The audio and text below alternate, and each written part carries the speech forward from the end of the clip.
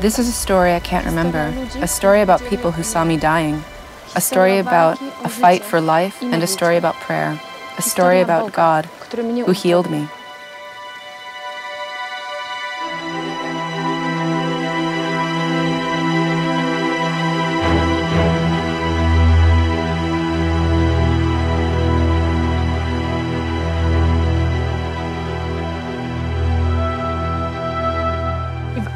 We were driving as fast as we could. We didn't know what was happening.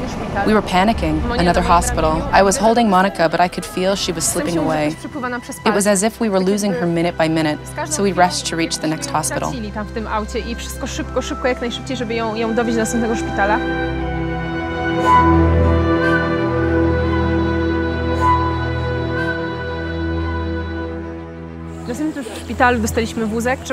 They gave us a wheelchair in the next hospital. We had to wait in a queue, paid for admission, fill in all documents. I don't know how long it took us, but when we were done, Monika was still sitting upright. She was making strange faces and gestures, kept pointing at her mouth. She was humming something to herself. I was confused. A doctor examined Monika and said her neck was stiff and asked about malaria. He said her results were negative, so he concluded it was likely sepsis, an infection caused by E. coli. A rigid neck meant the infection had reached the brain. They gave me some food for the evening. When I returned to Monika 5 minutes later, she had ripped out the needle and was doused in blood and IV liquid. From that moment, I felt I could not let her out of my sight, because if I did, something bad could happen. Bo spuszczę ją na chwilę z oczu, to coś się może złego dziać. I pamiętam, że jeden z tych trzech lekarzy wziął taki test. One of the three doctors picked up a test kit similar to the one we had used a few days before on Saturday. Ukuł Monikę w palec. He pricked Monika's finger and said the result was positive.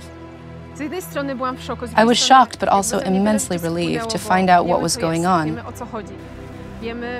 There was finally some clarity. The previous diagnosis made no sense given her condition. They had administered some medicines, which was completely pointless. Now we knew it was malaria, and she would get better in 3 days' time. I started counting down.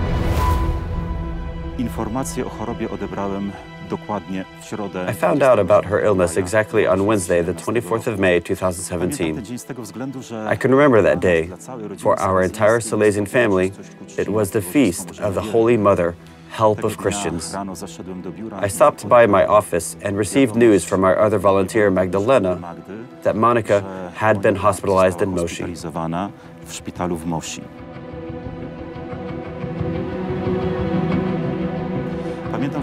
At noon, together with our whole community and workers, we celebrated a Mass to pray for Monika's recovery.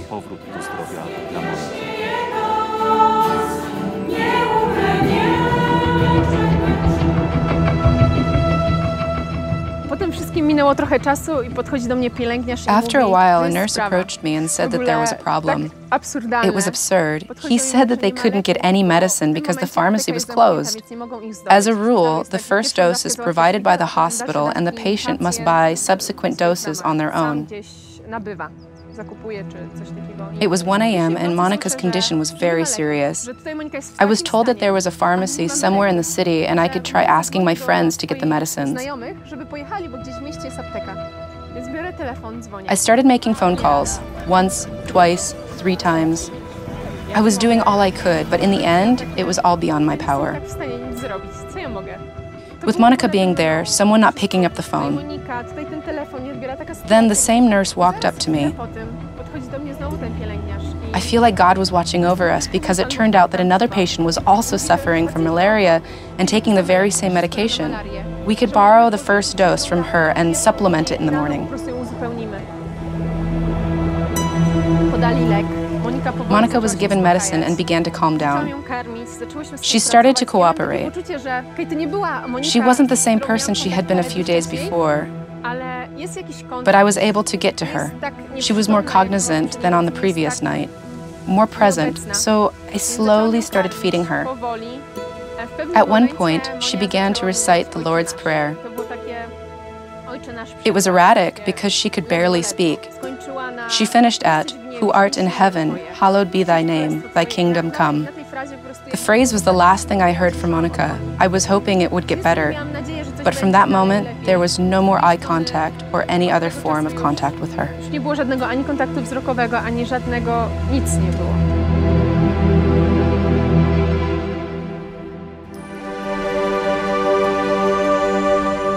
Wszechmogący Boże, prosimy Cię. Almighty God, we beg you, bless these crosses, the symbols of our salvation. Let those who are sent in your name use the power of the cross to reaffirm faith where there is doubt. Multiply God's deeds where hope is fading, and let the testimony of their lives bring everyone to the love of Christ, who lives and reigns forever and ever. Amen. To jest taki wielki dar od Pana Boga, taka wielka możliwość. It's a great gift from God, a great opportunity and a sign of grace. I used to dream about it and thought it was amazing for someone to leave for a mission and sacrifice a year of their life to dedicate it to other people, giving this time to God. Now I can participate in it, and that's incredible.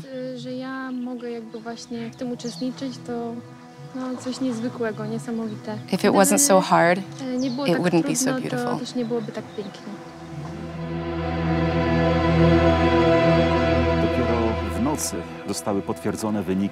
At night, the test results confirmed it was malaria, cerebral malaria, to make the matters worse.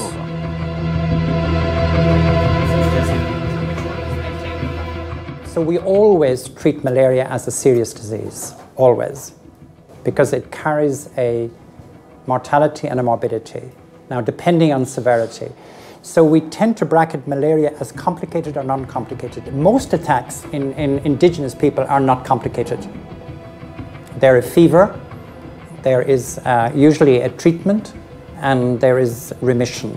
Indigenous people who grow up with malaria will tolerate malaria. You either die off or you survive. We call it immunity. There's a natural immunity. There are 4 types of malaria, but the type we have here is called P. falciparum. That kills non-immune hosts. So we often use what's called parasite load to give us an indication. And parasite load, you actually see the parasites down the microscope. We're able to count the load. And if you realize that 95% of those parasites are actually sequestered away in your small blood vessels, then you realize that what you're seeing is the tip of the iceberg. Now, if I could relate the parasite load to Monika's case, she had something like, I think it was 820 parasites per 200 white cells. That's huge. Huge parasite load. To była wieczorna wizyta, na którą jechaliśmy. Z taką trochę też nadzieją. We were hopeful while driving to see Monika in the evening. Each visit gave me hope. I was counting down days, so I trusted she would get better. That's where we met Dr. William, who took us aside. I can remember this conversation very clearly because it changed everything. Everything I thought and held in my heart. It took away all my hope, just like in the movies. Dr. Williams stood before us and said that Monika was gravely ill. He said, "You can see what she looks like. She's all yellow. I won't lie to you. Her condition is very bad. She has cerebral malaria. It's the type of malaria that kills. The type that everyone is afraid of." Monika was hospitalized too late and her malaria was detected too late. It was an avalanche of bad news from Dr. William. I felt like it hit me in the face, robbed me of all hope, and left me with nothing.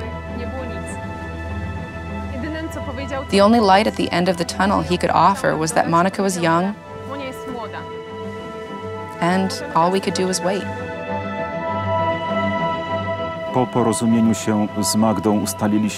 Magdalena and we agreed that Monika's parents had to be notified as quickly as possible.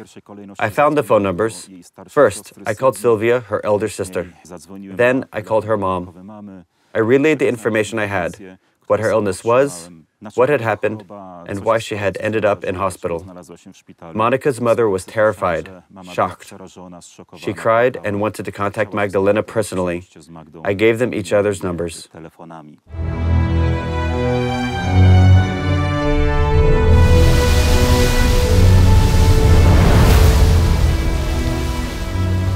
On Thursday morning, I was sitting next to Monika's bed, looking at her. I didn't know what to do next. I wanted to pray, but I was unable to do so all this time. After all, what could I possibly ask God for? I could plead for Monika's recovery, but I didn't know what was best for her. I was not reconciled with Monika's death, which was very realistic given her condition. I felt I had no control over it. It was all beyond my power and I couldn't do anything. I could only sit there because everything depended on God. God knows best. I can't tell him what to do. Only one thing was going through my head. Lord, you know best what's good for her.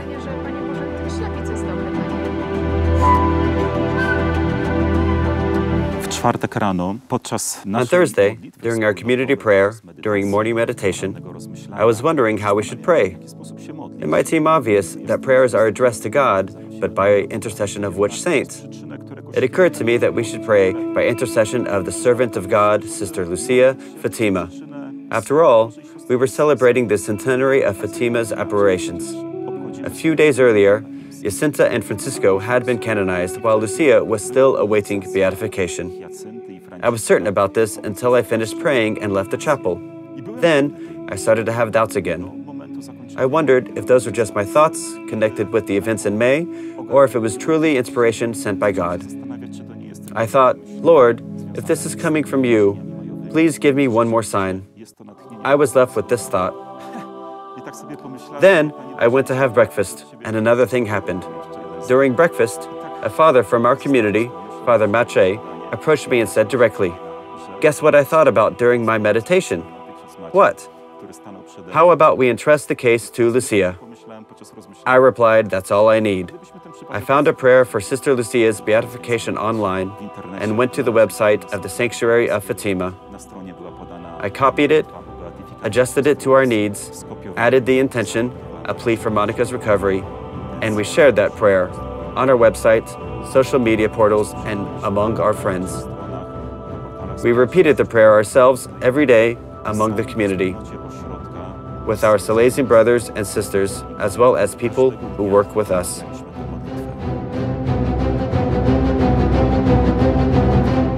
I remember talking to Monika's mom. It was very difficult.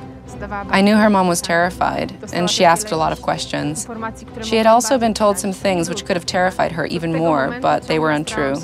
Afterwards, I tried to stay in touch with her. I was unable to call, but I sent as many messages as I could to let them know I was visiting Monika, to tell them what she looked like.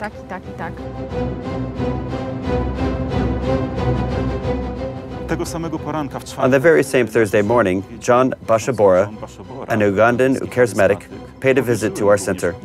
I shared our issue with him and told him what we were going through and asked him to pray. He started praying right where he was standing, in the yard, and we prayed with him. We work together, oh Lord, we are a family. We pray together, we pray together, oh Lord, we are a family. I am not forgotten, I am not forgotten, I am not forgotten. God knows my name. I knew everything would be well, but I had to get ready for the trip, just like I agreed with Magdalena over the phone. I asked if she was on her own or if Father Paweł was still with her. It turned out he had to leave. I was certain then. I called the travel agency, outlined the issue, and asked for the quickest flight to the nearest airport in Kilimanjaro. That flight would only be possible on Saturday morning.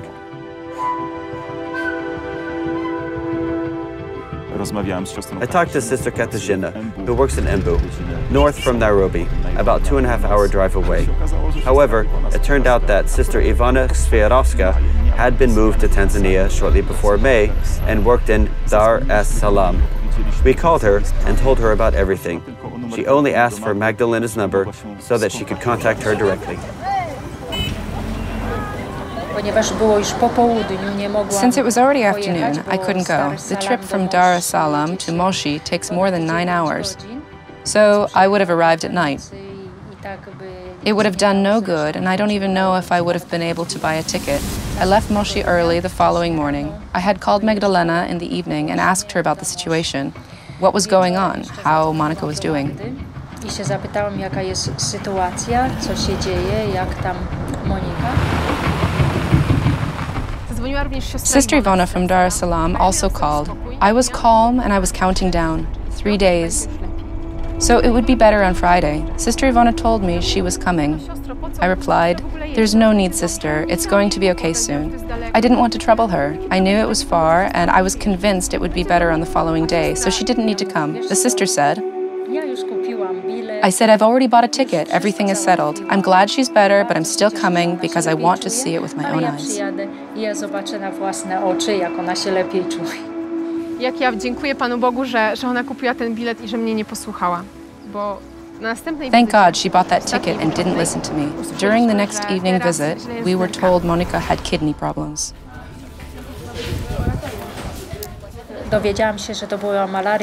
When I heard Monika had cerebral malaria and was unconscious, I immediately remembered all the cases I had encountered. I came across malaria for the first time in Rwanda. Fever of more than 40 degrees caused headaches so severe that children would grab their heads and hit them against the wall, as if they wanted to push the pain to the other side of it.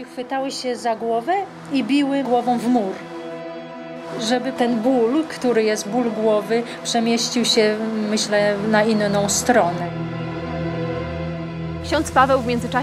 Father Paweł had also left on Thursday, but I was not alone because Miss Małgorzata Zduńczyk was with me. Deep in my heart, I assented. God, you know what's best. No matter what it is, no matter how much I disagree, no matter how much I want to rebel against it, I assent to everything because it's in your hands and you know best. To me, it was a sign of grace, one of the miracles that accompanied it. On one hand, someone was with me at all times. On the other hand, I was no longer afraid.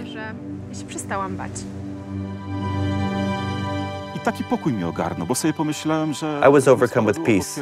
I thought that since we had a confirmation and a saint by whose intercession we were to pray, everything would be all right. I called Magdalena to see how Monika was doing and whether she might have woken up. When I learned she hadn't, and something worse was happening, her kidneys were failing.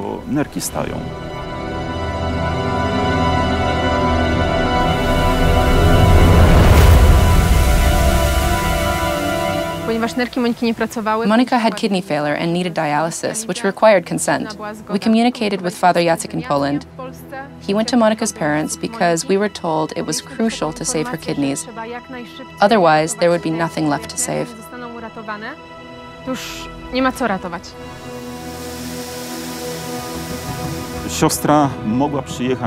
The sister was already able to go there on Friday, which meant a lot, since she immediately went to the hospital after her arrival. She talked to the doctors, looked at Monika, and called me right away.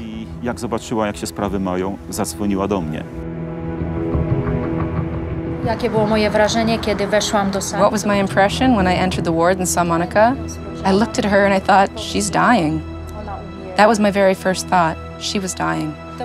Her skin was already yellowish blue. I also knew from what Magdalena had told me over the phone that it had started on Sunday.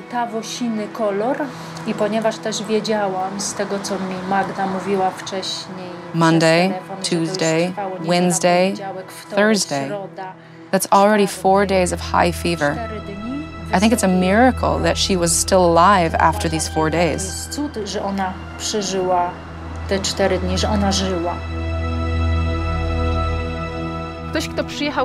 For someone who came there for the first time, the difference was clear.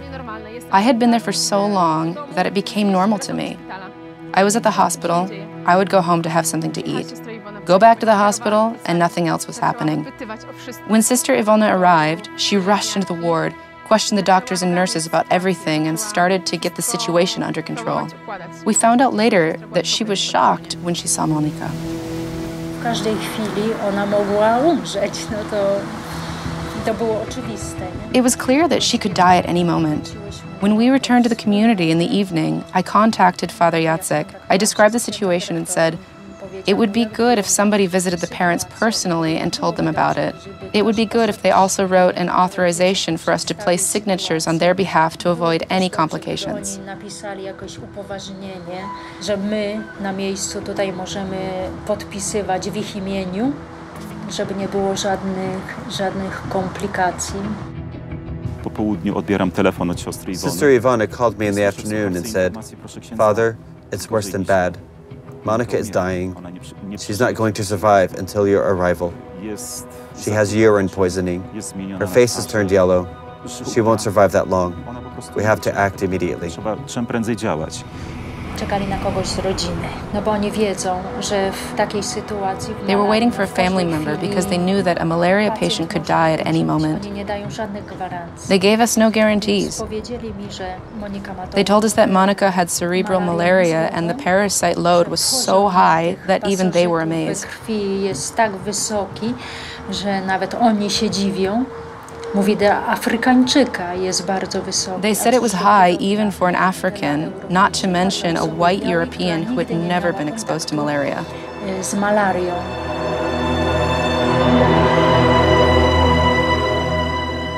Się pytam, a co można zrobić w tej chwili? Co lekarze mówią? No potrzebne są dializy. I asked, what can be done right now? What are the doctors saying? She needs dialysis. So perform them. But the hospital will not make such a decision. When someone's life is at stake, parents' consent is needed, even though we're dealing with an adult person. Can't you sign? No, we must have the parents' consent. I prepared a brief declaration in English, a single sentence saying, we agree to our daughters undergoing dialysis. I also drew up a power of attorney authorizing me to make all decisions on site, to grant all consents on behalf of the parents in order to save Monika's life. I called Monika's mom to make sure they were at home in case they had left to spend these difficult moments with her family. They were at home. I told them to wait because I was on my way to visit them. It was also very important for someone to take responsibility by signing consent declarations and other documents at the hospital. With a European in their hospital, they wanted to have some legal cover. That's perfectly normal. I to jest normalne. No bo nie dawali nadziei. Od początku bardzo... They gave us no hope and said at the very beginning that it was an extremely difficult case. When we arrived, Monika's sister was standing in the window and gestured at us to drive into the yard. Her dad was waiting there, and we went inside. I immediately put the documents they needed to sign on the table. They signed them.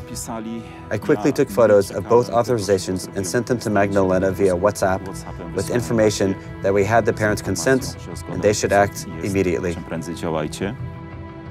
W momencie, kiedy staliśmy tylko sygnał od księdza, when Father Jacek let us know we had the consent, we quickly started acting. Sister Ivana had introduced Justus, who was familiar to the Salesians and to Monika's case. He started helping us. Together with Justus and Sister Ivana, we went to sign the consent.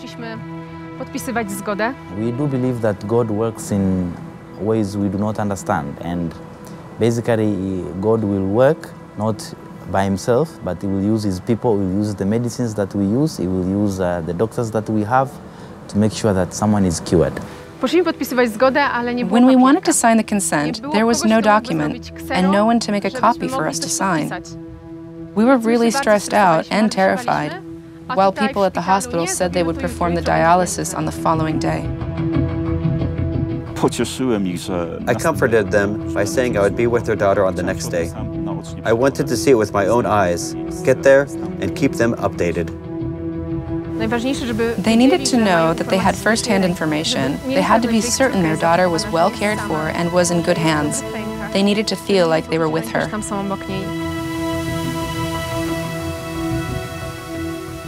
When I was leaving, Monika's sister gave me a white teddy bear for Monika. My hands were shaking when I took it. I was imagining dark moments ahead of us, that Monika would not survive and I would have to put the teddy bear in her coffin.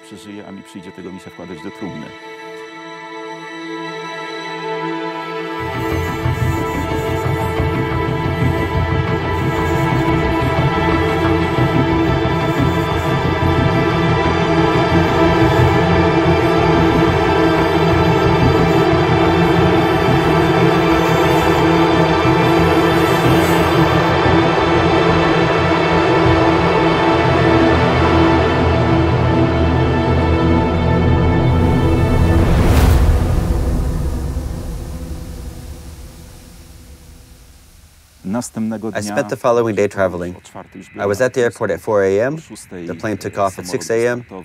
It was a good route, with a connecting flight in Amsterdam, where I only had to wait for 2 hours. At 8 p.m., I was already landing in Kilimanjaro.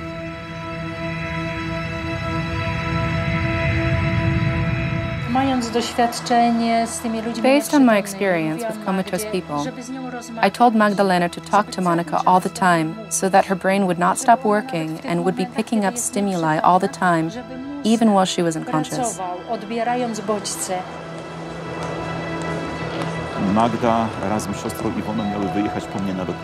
We agreed that Magdalena and Sister Ivana would pick me up from the airport. However, when I collected my luggage and went outside, I couldn't see any white person waiting for me. I was worried. What had happened? They couldn't have forgotten, so either something had happened along the way, or they were unable to get there.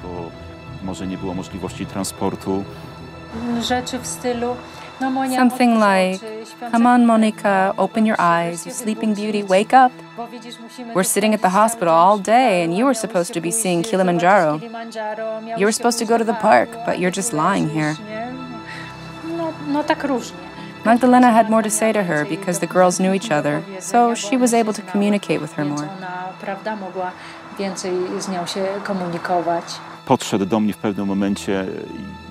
I was approached by a man whom I recognized from photographs. It was a fellow father, a former rector of the seminary, currently the vicar of the inspector of Nairobi, Father Augustin Salam. He greeted me and introduced himself. He recognized me from a photograph and said he was there to pick me up and take me to the community. I asked, "Where's Sister Ivana? Where's Magdalena? They were supposed to meet me after all." They stayed at the hospital. "Why? What happened? How's Monika?" He grimaced, gestured, and said, 50-50. We'll see. We planned to drive to the airport to pick up Father Jacek during Monika's first dialysis, but we wouldn't be allowed to be with her anyway. Then we would drive with him, and the first procedure would have already been completed. We started taking care of formalities, then we went to the cash desk. They opened her aorta to allow for blood replacement. Then they inserted tubes into her and so on. At the cash desk, I was told that they wouldn't take money. Something was not right. It wasn't the sum we were supposed to pay. What the doctor had written down wasn't enough. I was standing there with money in my hand. Monika was already in the dialysis room, and they were only waiting for the payment confirmation. They wouldn't accept the money, however. Justus was with us, and it turned out that the dialysis center at the hospital had opened very recently, so there was no price list for foreigners. And I was clearly a foreigner, so they wouldn't accept the money without a price list. And it was Saturday evening.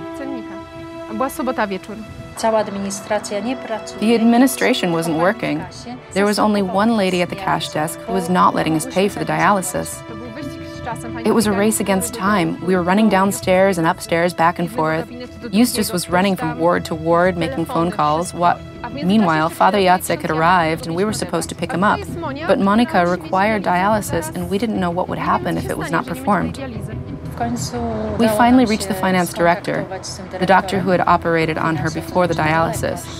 We needed him to convince the lady that the price was the same and there was no other price list, so that we could finally pay after going floor to floor for 2 hours.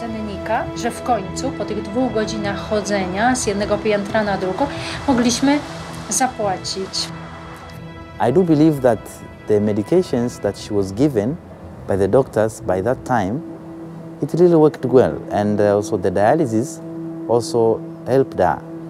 But I do not want to remove God in the equation, because without putting God in that equation, the equation couldn't balance, and even if you could do the dialysis for more than 10 times, you never know, she couldn't come up. So I do believe it was God's teaching through Monika's story to make her come up. To było też piękne od samego The beautiful thing was that we were surrounded by prayer. Even when I was leaving my community, I asked my sisters, my community, the children at school, and anyone who could pray for Monika. Information about the prayer spread quickly. Wszyscy, którzy mogli, żeby się modlili za Monikę. Więc ta informacja o modlitwie bardzo szybko się roznosiła. I knew that all communities in Kenya and Tanzania were praying for her. W Tanzanii ci, którzy byli w domu, people at home were also praying. When we went home in the evening, everything was focused on Monika. Common prayer, the rosary, and the mass. Różaniec i intencja mszy, to wszystko było skoncentrowane na Monice. We were able to pray in a small chapel whenever we had, because it was a case which was touching our community. So we had some moments and praying for a speedy recovery, and I think that's what we did.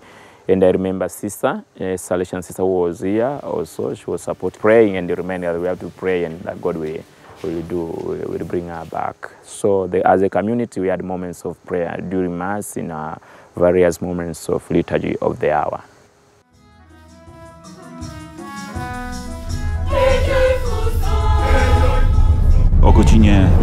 At 7 a.m., we celebrated Masses at the university campus next to the hospital. Oni mają taką akademię medyczną tam, więc to była msza święta. It's a medical academy, so there was a holy mass for professors and students. W tej akademii medycznej. Z całą wspólnotą, ze wszystkimi zgromadzonymi. We prayed, among others, for Monika's health together with the whole community. To był taki znany przypadek przez lekarzy. It was a well-known case amongst the doctors and some of the students. It is rare to see a European in this condition at the hospital. Bardzo często w szpitalu. Po mszy udaliśmy się do szpitala. After the Mass, we went to the intensive care unit. We couldn't enter the ward due to tasks being performed on the patients. Dr. William approached us and said that Monika was in a serious condition and advised us to consider taking her to a different, better, and larger hospital. Now we were taking over an organ function for her. And of course, her management then becomes a balance between fluids in, fluids out, cerebral malaria, which was the one that will kill her, or possibly organ failure down the line, of which lungs were involved as well. We worried about a type of shock lung, and we worried about pneumonia superimposing itself, as often happens. W pewnym momencie zostaliśmy poproszeni, że już At some point, we were told we could come in to check on Monika. Only then did I see what she looked like.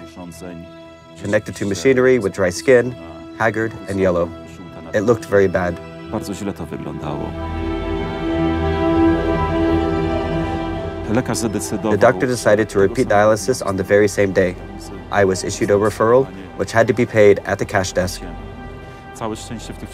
Fortunately, Dr. Justus, a Salesian ward and a medical student who was just finishing his studies and started to work at the hospital, was helping us with these payments and formalities. He was amazing. He opened all kinds of doors for us and really helped us a lot. When we arrived at the hospital in the evening and Monika was undergoing dialysis, he led us into the dialysis room so that we could see what the procedure looked like and what was involved. I briefly prayed in silence and gave a blessing, and we returned home to wait for the next day.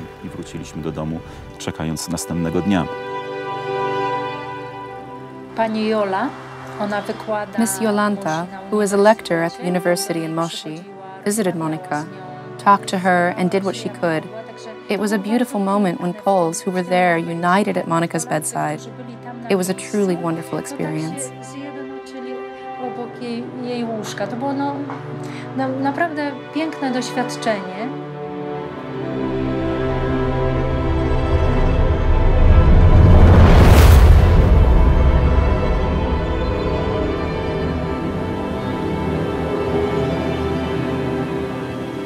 Throughout this time, I faithfully repeated the prayer by intercession of Sister Lucia every day. I had the printed text with me. On Monday, I started praying while visiting Monika's ward. I reached out, placed my hand on her forehead, and she started fidgeting. I joked, "Don't try to avoid a blessing." When I made the sign of the cross, she opened her eyes. We were surprised and didn't know whether she was able to see or hear us. She couldn't remember any of it later.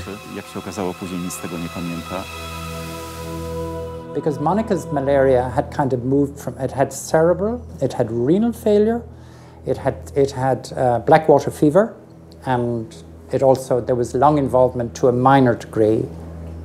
So we had what's called the mortality that exists with cerebral alone, plus the added mortality of organ failure. And that was the big issue with her. We sometimes do that with very sick patients if we think they're going to need additional support to what we can do. Back to one of the big hospitals in Nairobi, I think it was Nairobi General, or Aga Khan. When we went to the hospital, it was no longer the peaceful place it had been on Sunday. On Monday, after the weekend, the hallways were completely crowded. We talked briefly to the practitioner, Dr. William, who no longer merely suggested that we move Monika to a better hospital. He insisted on it. We were driving from Arusha to Moshi. Mr. and Mrs. Duinchik had told us about a Pole who lived nearby and was in charge of medical transport. God must have been watching over us because I remember that conversation. I remember there was a Pole who could take care of it. I quickly obtained his number from Mr. and Mrs. Duinchik, who were still at the airport in Dar es Salaam. There were so many parasites that were present in practically all parts of her body. Medicines removed them from the bloodstream within 48 hours, which was a success, but they still remained in her organs, bones, and especially her brain. She had 840 parasites per 200 white blood cells. This meant tens of thousands in the entire body. She had cerebral edema and kidney failure. The question was, which organ would be next? Her lungs? What would happen if her heart stopped? On the next day, we were ready to take action as soon as we woke up. We spent the whole day outside the place where we were staying, calling and taking calls, making arrangements, and explaining things all the time. We had to arrange for Monika to be transported to another hospital. Preparations for the last dialysis were necessary to safely transport Monika in the morning.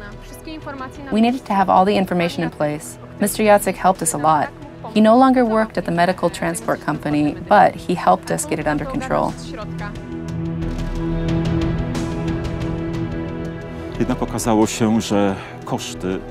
However, it turned out the costs were beyond our means. Before leaving, our volunteers are insured for the entire duration of the stay. But all bills have to be paid out of pocket, and only then do we apply for reimbursement. This had been the procedure so far. We received a referral for a blood test, dialysis, or anything else. We took it to the cash desk, paid, and received a stamp. Then, returned it to the unit, and the unit performed the required procedures. Then, we find out that medical transport would cost approximately 5,000 American dollars. The hospital in Nairobi, in order to admit a patient who was not insured in that area, asked for a deposit of $10,000. We couldn't pay this amount. We didn't have that much money. Credit cards have limits. A wire transfer to an African bank would also take a long time to register. So, we had to ask the insurer for help. Również by trwał dość długo, zanim by został zarejestrowany, więc trzeba było prosić o pomoc ubezpieczyciela. We thought everything was settled. Everything was going well throughout the day. We were only waiting for a confirmation that the insurer would cover the costs, which exceeded our means. I spoke to the appropriate person and explained the situation to them. I was asked to go to the doctor and request that he prepare or confirm the medical report. This report had already been sent, but the insurer wanted to know if any changes had occurred. The doctor was not picking up his phone because he was seeing patients. The queue was incredibly long. Justice, once again, took us to him. It was like a sent miracle from God that God has power to give life somewhere where there is no life.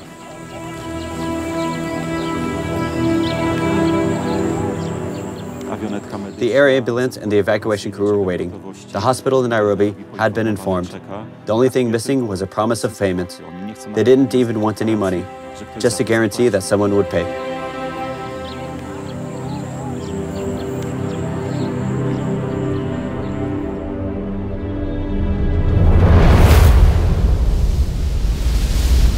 Nocy rozdzwoniły się telefony i na domiar złego, pamiętam, przyszła... It was raining so hard that night that phone lines must have been torn down. We didn't have cell service, but we did have Wi-Fi. Father Maciej called me via WhatsApp. He said the insurer complained that I could not be reached. That was true because of the torrential rain. So, the insurer would call him on the phone, and Father Maciej would call me via WhatsApp. While this was going on, connectivity was restored. At 1 a.m., the insurer called me and asked me to send scans of our passports. I panicked. Where would I get scans of the passports in the middle of the night? Then I remembered taking photographs with my phone.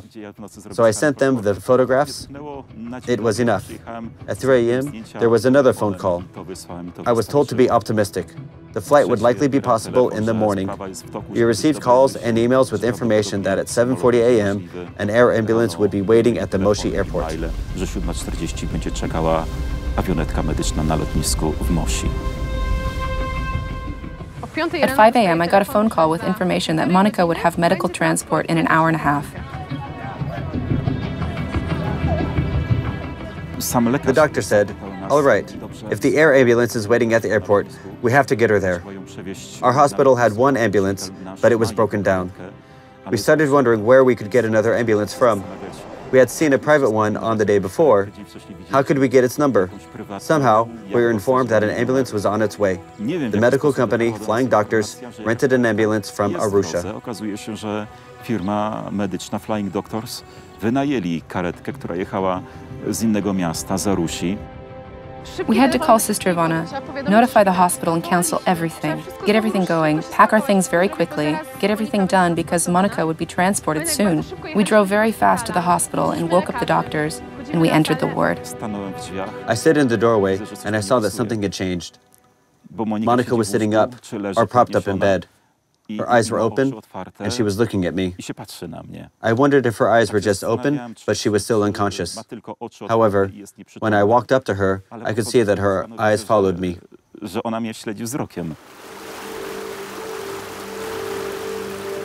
She turned to Sister Yvonne and asked, "Why did he come here?"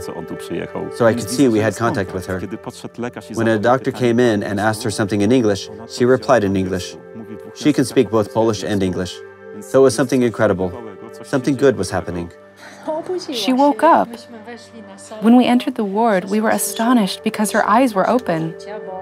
She said, "Where have you been?" "I've been all alone here. I don't know where I am. They tied me up. Have I gone insane?"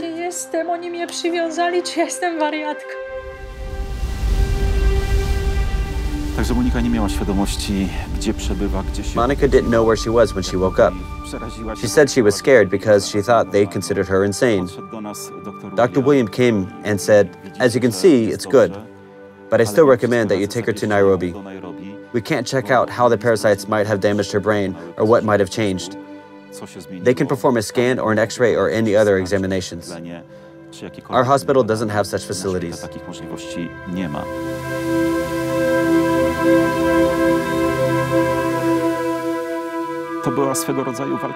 It was a race against time. There were only two options. Either malaria would kill the patients, or we would manage to kill the malaria first. I was still in shock. For an entire week, I lived with the notion that Monika was gone. Yet, her eyes were open. She was talking to us normally. Nothing seemed to be wrong. We had been told earlier that even after waking up, it would be a month before everything would start functioning, before Monika would be back in shape, to be able to talk and be fully conscious. However, she was already talking to us, quietly but fluently. She was lucid. She was simply there with us.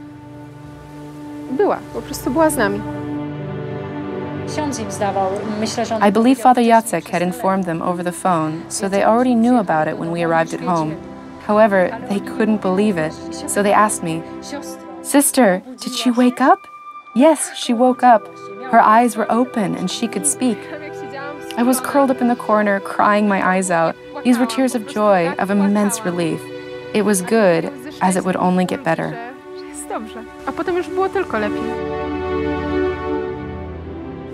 Then we flew to Kenya. A doctor at the hospital asked us if it was the same patient. She was supposed to be comatose, unconscious. She had malaria.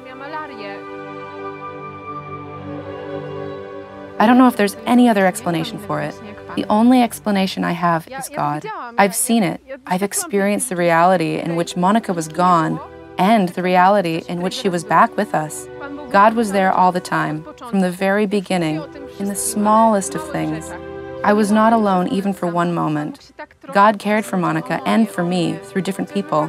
The airplane, the fact that we heard something about someone, the fact that someone showed up and was able to help. We had a doctor on the spot. Justus also worked there. He was able to help us and sat by Monika's bedside at night. He called us when needed, settled different things, took care of documents. The sister Ivona showed up. It was miraculous that she just so happened to be in Dar es Salaam. Someone was helping us all the time.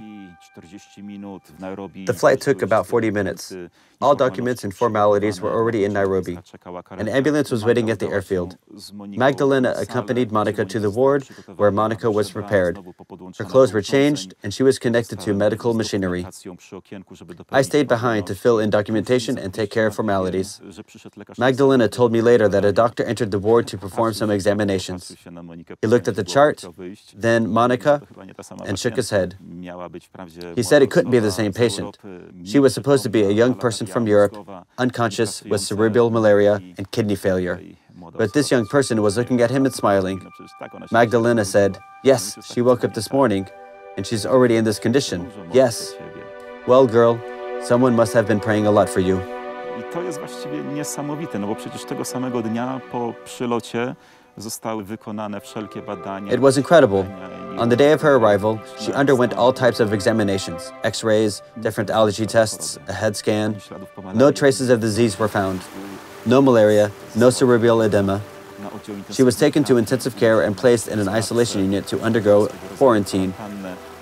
On the following day, she was moved to the general ward, where the doctor still administered anti-malaria medication, just to be sure. He soon stopped doing it, however, saying there was no need for it because Monika was healthy.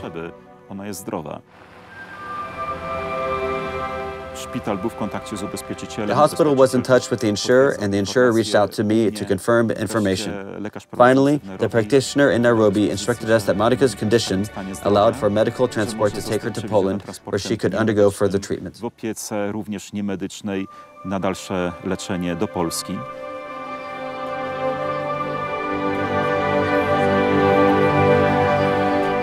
Mówi się o tym, że They say that her waking up was a miracle. However, I think many miracles were happening every day. Taking the form of kind people who helped us. We could count on this kindness and support at all times.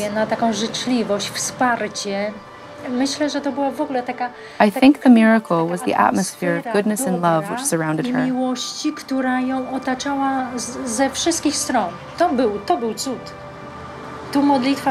On one hand, there was prayer, but there was also an atmosphere full of selfless human kindness. That was also wonderful. Bezinteresowną, nie? To było też piękne. Jakoś tak to trwała walka i z czasem. The fight against time went on. It was a fight for health and life between different forces. Each time it seemed we were in the clear, another obstacle showed up. At first, Monika took tests and they came back negative. When we finally had the correct diagnosis of cerebral malaria, there was no medicine at the unit. It was in the middle of the night, the pharmacy was closed, we had to borrow them. Once the medicines have been administered and it seemed she would get better, her kidneys failed.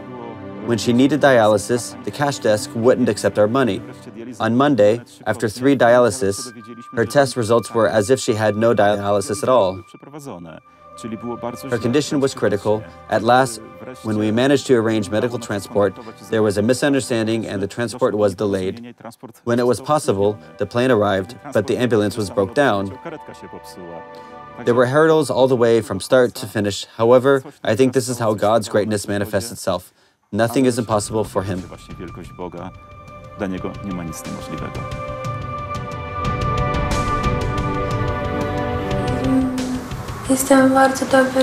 I'm in a very good hospital. They gave me this teddy bear. I love you so much. Thank you for your prayer. Please remember about me. See you.